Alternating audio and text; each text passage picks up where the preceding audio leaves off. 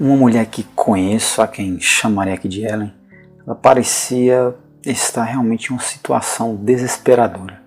Não se podia falar muito com ela antes que a dor de sua vida se esvaísse. Com 50 e poucos anos, continuou a lutar contra os problemas crônicos de saúde que sofrera a vida toda. A iteração mais recente se apresentou em dor quase insuportável do nervo. A única coisa que parece ajudar é um narcótico que ela não usa por medo do vício. Não era um medo injustificado também. Seu pai era um alcoólatra furioso. Sua infância, passando principalmente como um borrão, não a fez esquecer a ansiedade constante sobre a raiva bêbada do seu pai. Todos em sua família fizeram o que tinha que fazer para mantê-lo satisfeito. Rumores familiares circularam que ele havia molestado a irmã mais velha de Ellen, mas nada foi confirmado porque ela cometeu suicídio aos 20 e poucos anos. Sem surpresa, embora tragicamente, Ellen se casou com um homem com tendências semelhantes ao seu pai. Mas ele era emocionalmente explosivo, não conseguia manter um emprego e tinha vários casos.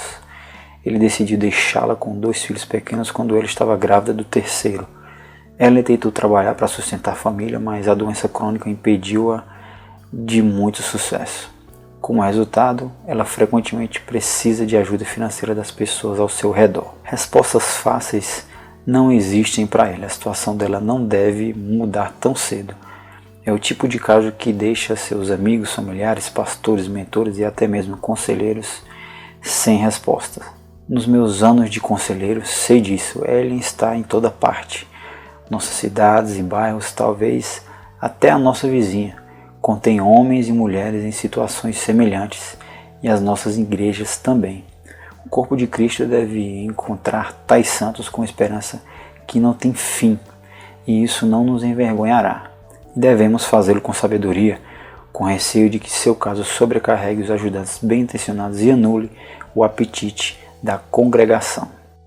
A seguir, 3 mentiras que presenciei no aconselhamento que minam nosso cuidado com aqueles que estão sofrendo. A primeira mentira que Satanás tentará usar em situações como essa é que a situação de Ellen é desesperadora. Muitas vezes os motivos para nossa esperança são baseados em capacidade física, liberdade financeira e sucesso relacional.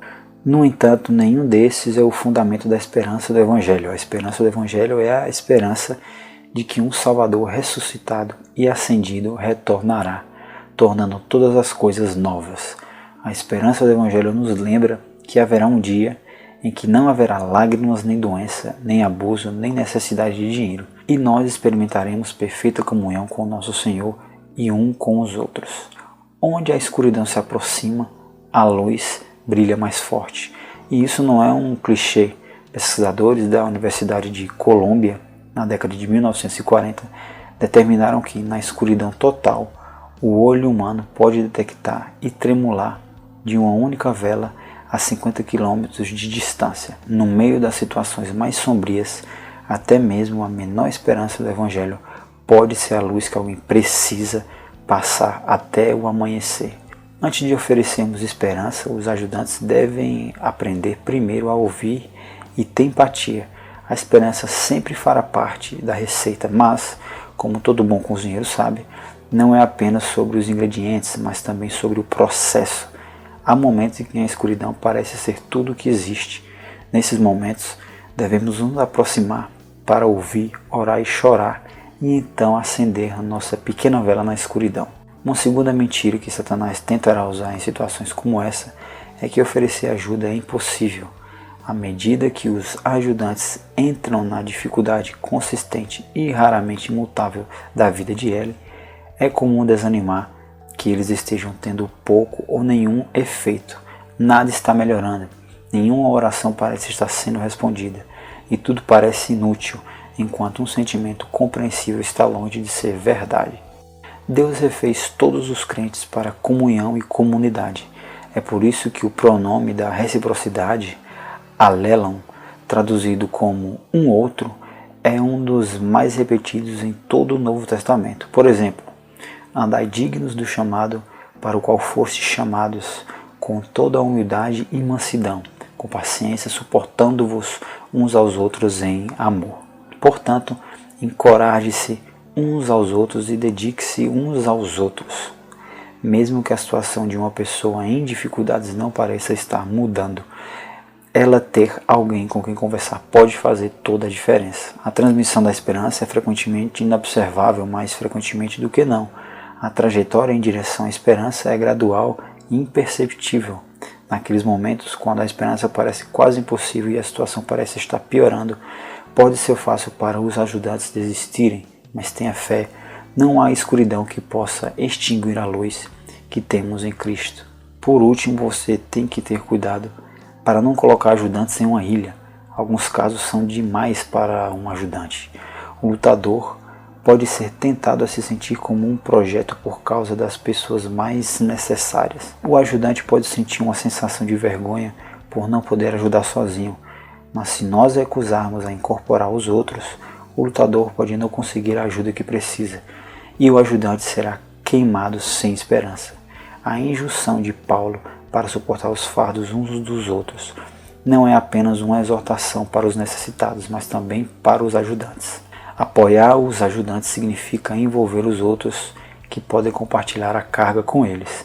Frequentemente é preciso mais do que uma pessoa ou casal para dar aos sofredores o apoio de que precisam. Portanto, um grupo de pessoas deve ser designado para ajudar a cuidar dos feridos. Eles devem fazê-lo em um contexto onde eles também possam falar sobre a dificuldade de entrar em uma situação como essa. Os ajudantes precisam de pessoas a quem possam se dedicar, que ouçam e tenham empatia, e que os lembrem do Evangelho que compartilham. Louvado seja o Senhor, que as trevas não vão o ganhar. Essa luz nunca se apagará e iluminará a mais enferma das tochas, suficientemente brilhantes para nos levar a nós e aos outros através das noites escuras da alma, embora possa haver estações e longas temporadas em que onde ferir, medo e tristeza reinem. Se continuarmos a seguir a luz, a alegria que recebemos será indescritível e incansável. Há feridos como ela em todos os lugares. Quando nos permitimos ajudar os desesperados, muitas vezes descobrimos que nós, e não eles, somos os maiores receptores. Se chegarmos sem um plano de como consistentemente, prática e compassivamente levar a esperança do Evangelho à situação, então podemos estar perdidos na escuridão, em vez de ajudar os outros a ver a luz. Mas, se chegarmos cheios de graça e verdade, sabemos que são as trevas importantes diante da luz inesgotável de Cristo.